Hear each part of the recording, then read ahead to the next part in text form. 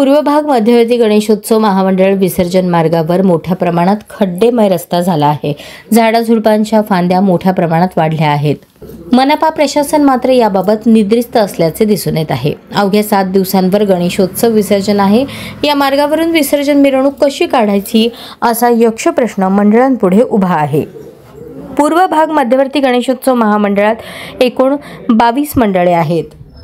कन्ना चौक मद्दा मंगल कार्यालय येथून गणेश पूजन करून पालखीने विसर्जन मिरवणुकीस प्रारंभ होतो। सदर मिरवणूक कन्ना चौक, चिराग भवन, मुलाभाई चौक, राजेंद्र चौक, जोड बसवण्णा चौक, रविवार पेठ, साईबाबा मंदिर, सहकारी रुग्णालय, दत्तनगर, पद्मशाली चौक, royal hotel, jail road police station, Begampeth, Siddheshwar Peth, Ganpati Ghat या मार्गावरून मिरवणूक निघते। पद्मशाली चौक, रॉयल हॉटेल ते बेगमपेठ या मार्गावर मोठ्या प्रमाणावर खड्डे पडल्याने मिरवणूक कशी घेऊन जायची, मनपा प्रशासन याबाबत वारंवार सूचना देऊनही जैसे थे परिस्थिती आहे।